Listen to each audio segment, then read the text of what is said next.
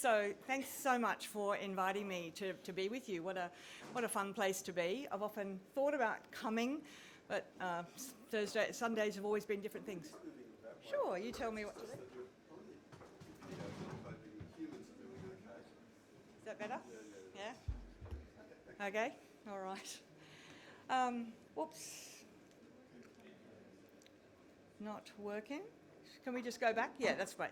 Just stay back there for a minute. Thanks, Paul.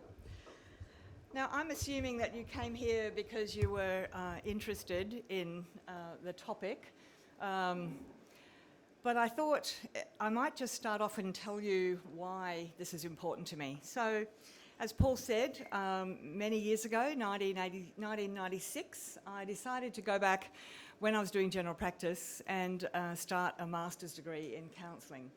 The reason for that was that I had always seen myself as a relational GP.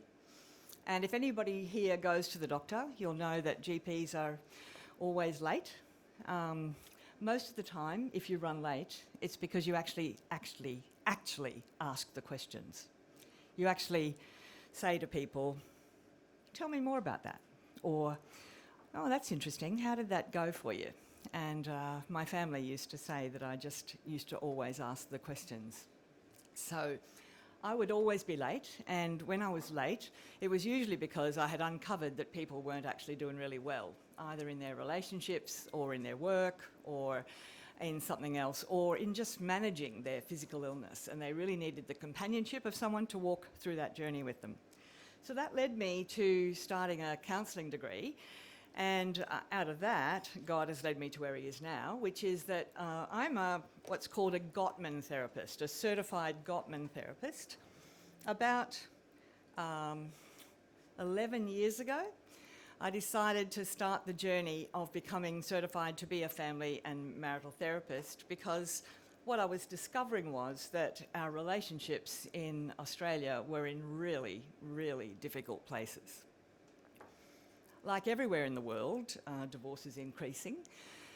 And I had the strange idea that Christians were actually doing better at it. Now, okay, I can see a few people, I can see a few faces, and I can see that you're all going, huh. And maybe you're here just like me as a human being, saying this marriage thing, these relationship things, whether it be marriage or any other close relationship, we don't do well at it as human beings. What I've discovered from being a couples therapist, and everything up here is really just for me to remind myself. There's nothing, earth-shattering or anything, but after being a couples therapist for around 10 years, what happened? COVID hit. And the things that I believed before COVID got intensified during COVID, because all of a sudden, all these Christian couples were having to spend 24 hours with each other. And when they have 24 hours with each other, where the wallpaper was over the cracks started to crack even more. And many of their theological beliefs started to not work anymore. And they basically couldn't stand each other. So the number of people who presented through COVID and since COVID who actually express a faith just dramatically increased. Now, part of me says great, because they're wanting to do something and they're wanting to really make a difference.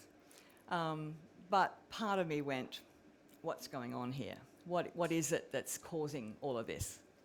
So I also had referrals from people who were in churches and who were saying, we've got this elder and this elder who can't get on with each other, which is sort of like a marriage, really, or a minister and an elder who can't get on together. Could you see them and could you help them?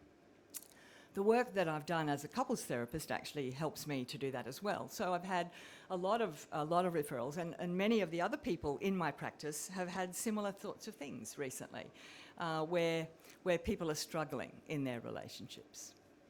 So what have I noticed? Well, what was really, really scary, and I don't see just Christian couples. I see about 60% of the people who present to see me are people from the community who just want couples therapy. So about 40% of the people that I see are believers, about 60% not. But what did I see amongst the people who are really, really dear to my heart, those who are wanting to walk faith, who are wanting to walk the steps of Jesus, but are struggling? Well, I found that very significant numbers of them had had affairs of some sort. Now, they may not have been a sexualised affair, but the negative comparison with their wife or their husband was very high. A negative comparison means I'm actually seeing this person as better at my husband or wife at talking about things. Or I'm seeing this person that I meet at the water cooler at work or at the photocopier, I'm actually seeing that they're kinder than my husband or wife. And people started to actually spend significant parts of their time connecting with other people for kindness, for connection, for fun, for just going out and having a good time, and making negative comparisons with their husband or their wife, or even to be able to be saying within their churches, well, actually the people at the footy club are far more interesting than that work that I have to do with that rotten elder at church, or, you know, that sort of stuff. So what I found was that the themes of negative comparison were increasing and increasing. I just started to wonder about that. I also heard the themes of what we in therapy industry, in medicine, in marriage, talk about as functional marriage. A guy many years ago, a guy called Bill Doherty, wrote a book called The Intentional Family, about 10 years ago. And he looked at families in the US, and he said, how long do couples actually spend talking to each other in a week? And what he discovered was that in the Los Angeles up to San Francisco Bay Area where he lived, that on average, couples spent 35 minutes each week talking to each other about anything other than the bins, the children's schooling, you know, who does what, when are we going to meet the grandparents, when are we going to see the parents-in-law, where are we going out for a meal, etc. So 35 minutes of the week was spent in any sort of sitting on the couch and having a hug, thinking about your day, using some stress-reducing mechanisms, going for a walk, half an hour a week. And it was unbelievably bad. But our Christian couples that I was seeing were doing exactly the same. They were in functional marriages, where marriages were for people living in the same house just to do functions together. The idea that we were actually each other's companion in this journey of life, the idea that we were a bride and a husband that was meant to be actually showing Christ to the world, had disappeared out the window. What else did I find? Well, the biggest one out of all these three was that I found self-focused people. Totally self-focused people with such little grace, little awareness of grace and what it meant in this world, and no awareness of justice for each other. Now, by justice, I don't mean you've done the bins 4 times this week and I'll have to do them 4 times next week. That's not justice, yeah. Justice is when you can say, my wife's hurting. Why is my wife hurting? I actually want to find out what sort of injustices are going on in this job, and I want to listen to her, and I want to love her, and I want to stand with her, and I want to pray with her, and I want to find a way through this that honours Jesus. That's justice. The Christian couples that I was seeing had so little awareness of grace and justice. And it wasn't just that it had disappeared over the last few years of COVID. It was actually that they really didn't understand that grace and justice are so much part of what we have to do as couples in relationship. Doesn't matter who we are, and whether it's our friend next door, or our brother or sister, or our husband or wife, or our boss. Grace and justice are 2 big parts of what we had to do. So what I found and what I thought about in all of this really worried me, right? It worried me.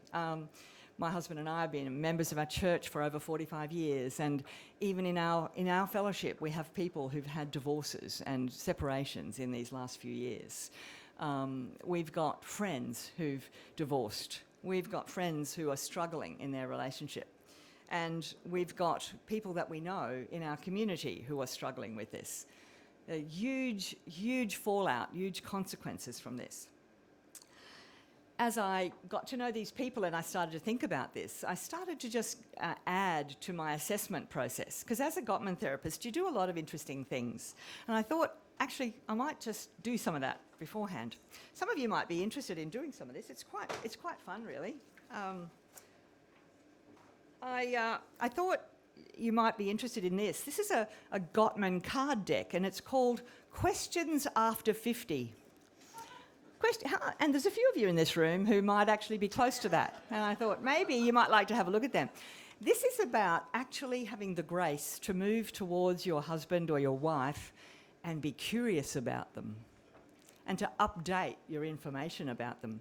Paul, I think you're in that age group. Would you like to have a look at them with Katrina later? Thought you might. Oh, you can do it now. Absolutely. Okay, there's another one here called Rituals of Connection. Little card deck. On your telephone, you can actually get an app, which is a Gottman card app. And it's just a way of saying some things about each other. For example, this is about you take the card deck and you look through it and you go, oh, there's something I wouldn't mind adding to our life. For example, let's actually say goodbye to each other properly. Did you know that that's part of a really good ritual for couples who are really connected and who have grace towards each other, to actually stop at the door and think, I'm not going to see my partner all day today. I need to take leave of them well and look forward to seeing them.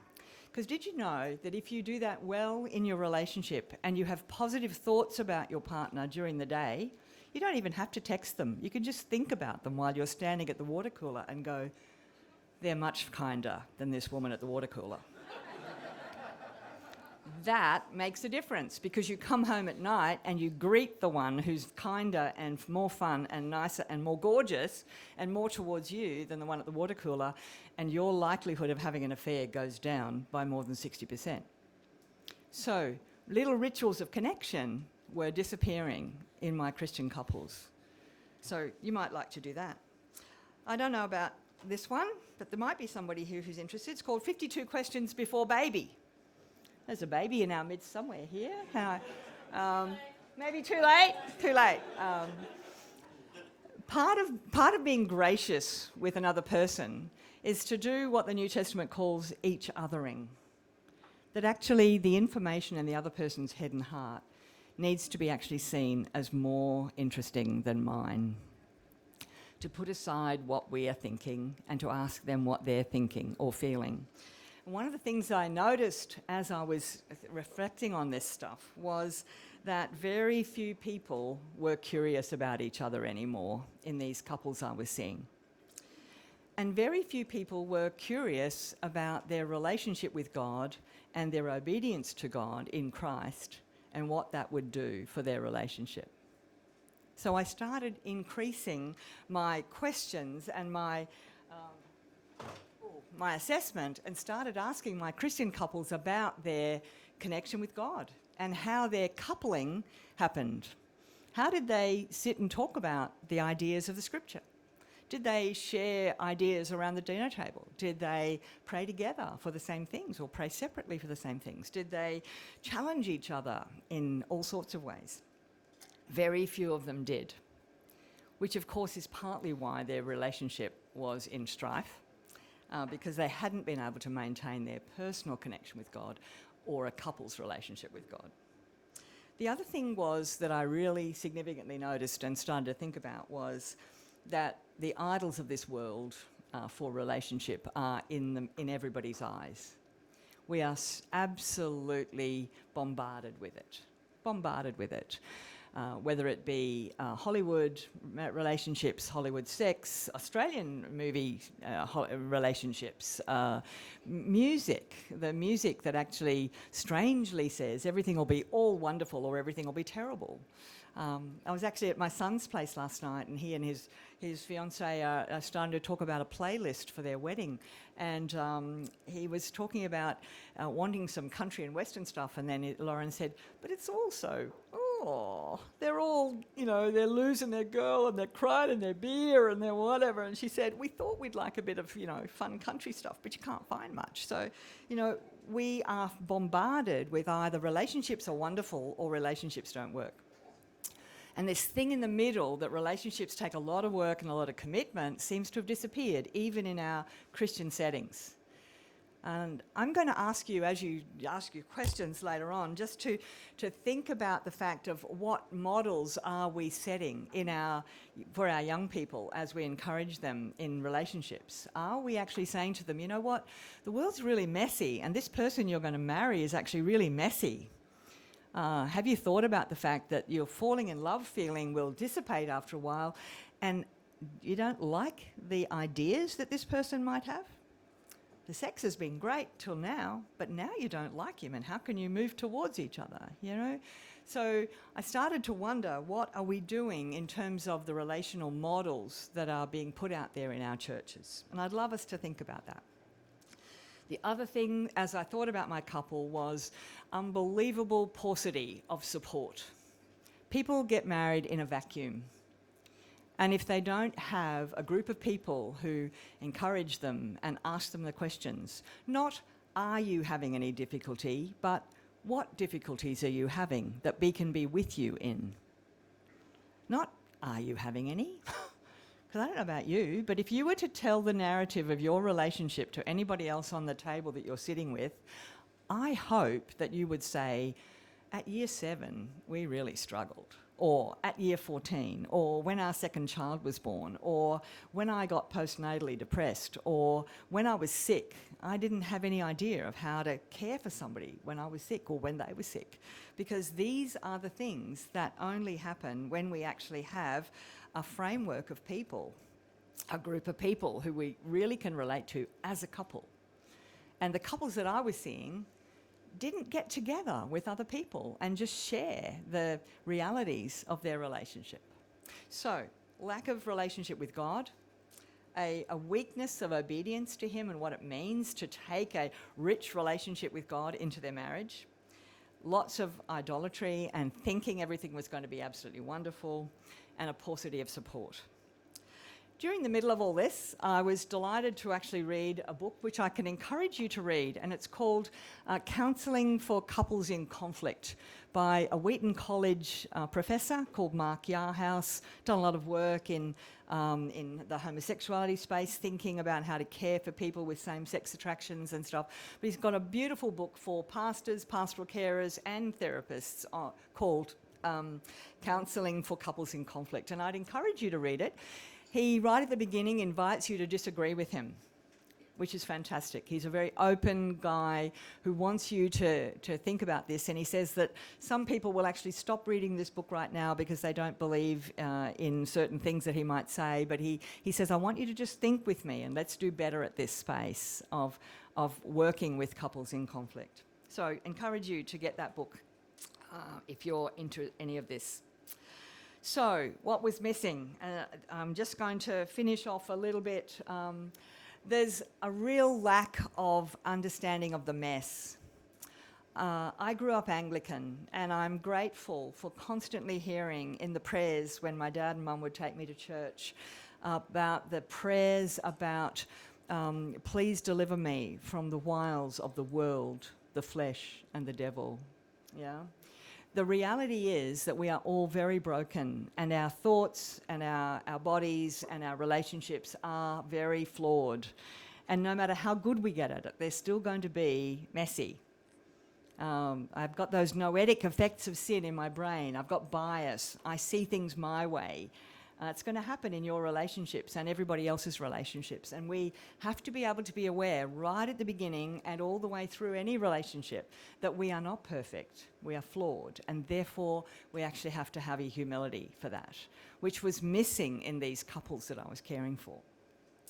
We also have to be aware that the world itself is a messy place and is going to be flawed. And wherever we look, we are going to find models of relationship which are not going to give us a great deal of help. The only place that we can find is in the person of Jesus Christ, of the character of God, and in the scriptures, the whole canon of scripture, and where we need to understand. But the other thing is that the evil one will be wandering around, and some of the couples who got caught in their relational, either emotional or sexual evil and affairs were people who had taken the temptation to believe that someone other than their wife or husband could actually be their partner, their best friend during tough times. It's not that they can't be a help, that other people can't be a help, but they had started that negative comparison, and the one who has their partner, was their partner, had gone down. And that temptation is always going to be there. Oops. So, a lot of low level of grace. I'm constantly encouraging my couples to move towards each other, just like God did. That this is an unmerited move towards. You may not like him this morning. You may not like her. You might have woken up and she's got curlers in her hair and you go, who did I marry? I mean, you know, or you actually wake up one morning and you're feeling so unwell, and the other person says, oh, can't you just get up and get my cup of tea? You know, there's this real sense of we actually have to have unmerited favour to the person that we're with, because they will do bad things to us. And to be able to keep moving towards that is an incredibly good model. The grace that we must look at is the grace that is large and small scale grace. You know, in our families, in our relationships, we actually have to move towards each other as God does for us. Oops, yeah. And through all of this, what kept resonating to me was that wonderful verse that Micah brings to us. You know, he has shown you, O man, what is good. To love mercy, to love justice, to love mercy, to do justice. And that third really hard one to do, to walk humbly with God. Because of our bias, because of our sinful brains, because of our sinful bodies, etc., we actually have to have humility in our relationships. And the couples that I was seeing just did not have humility. It was, I want. I need this, and she's not doing it. I need this, and he won't do it for me. The humility of being able to be gracious and just is really, really hard. Of course it is, because it's a godly thing. It's one that Jesus did and died for. But this passage is so important for us to consider as we help people in our relationships, in their relationships. The other thing that has occurred to me over and over again is the most amazing model of Jesus that we have in Philippians 2. You know, that he actually came down into the mess, down into the sewer. And I'm not saying that your marriages are sewers, but they sometimes might feel like it, because you have to have the model of actually getting alongside someone who is really messy sometimes. Your partner, your husband, your wife will be sometimes really messy. And in God's grace, he teaches us how to move towards that by emptying ourselves and not accounting equality with God or a position that we hold as a thing to be grasped, but we must be a form of a servant to the other person. The couples that I'm meeting have lost that capacity to be servants of each other. It's been pretty significant. So, just our last couple of comments, and then we can, you can talk together. Whoops, sorry, okay. For all of this, one of the things that I did find in my work is that for personal responsibility for the mess was really hard to take from some of my couples. Both for the problem or being part of the problem, and that's the difficulty with humility, is sometimes I've actually got to say, you know, I am part of this. I may not be the whole lot, but I'm part of it. And couples were struggling to do that. My Christian couples were struggling to take responsibility for the problem and for the repair. And sometimes they just didn't have the tools. Sometimes they had never had the tools, and in their prep for marriage or in their early marriage, they hadn't actually developed the tools for repair. It takes more than tools. I can do all these exercises with you. You can ask all these questions. We can do dyadic work in my room. till the cows come home and try and get you to actually be taking more responsibility and having grace and humility. However, the humility usually comes as you get your attitudes aligned with Jesus. And this is really hard to do, because the attitude and the transformation that comes as a believer is to speak truth and to speak love at the same time. Now, it's really easy to speak a truth, a truth, our truth, to say, I think differently, I have a position. Ask my husband afterwards, we have different positions on a lot of things. I'm a medico, he's a lawyer. We see things differently. I'm a woman, he's a man. We see things differently, Ask us how it goes, because it doesn't always go well. But to speak gently, with lovingly, is really hard when we think differently and very differently about things. So the transformation that we need is when we need to be able to say, I feel differently, I am wrong. That's a speaking the truth as well. Or I am sorry. Or I do need something. I wonder if you could. That's truth. Lovingly says, I care about you. I care about what happens after you leave this time with me. So I have a responsibility not to worsen it. Whoa. Not to worsen it. And to have a responsibility to bring comfort to this situation. That's who I'm supposed to be. Speaking truth lovingly says, because I do not want to cause damage, I will recognise that I may not do this well. So speaking truth lovingly requires humility. I may not do this well as a flawed human being, but I will be as gentle as I can and say truthful things. When we are each othering like that, we can get through. So not just skills and knowledge in relationship, but attitudinal and transformational practices. Oops. Okay, I want to go, sorry, I missed one. If you are a leader or an elder in a community, one of the things I really want to challenge you with is, what are we teaching? As our young people prepare for marriage, are we actually teaching them how to be gracious and bring unmerited favour to their partner? Are we teaching them to speak truthfully, which is, I don't like. I have this dear, dear couple that I'm working with at the moment who've only been married 3 years. And I gave them great kudos when they came in for their assessment, because I said most people are in trouble for 6 before they present. And if there's anything I leave you with, if any of you are in trouble, please don't wait 6 years to get help. Get your group of people to help you now and get some truth-telling happening and some loving truth-telling happening with each other. But how do you encourage your young people to grow in their attitudes of loving speech and truthful speech when they're teenagers? Before they go searching for a partner, if you're a leader of a community, take that seriously.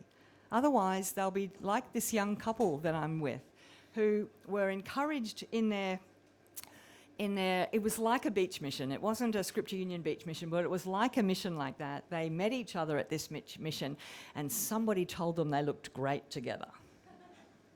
They do look great together. Both of them look great anytime. They're both really good-looking people. 2 good-looking people look great together anytime, most of the time, yeah? So that's truth, yeah? But it wasn't truth. These guys were not great together. He digs at her in a really, really nasty way. He is quite contemptuous of her. She is a woman who's had lots of trauma in her life, in her family. Nobody noticed that she was becoming quieter and quieter as they got to know each other. It was like she died. And after they were married, it continued. They now have a little baby. It's a tragedy, because I don't think that they are going to repair. I don't think they're going to repair. I'm working my hardest, and I think they're starting to work hard, but I just don't know whether they're going to make it.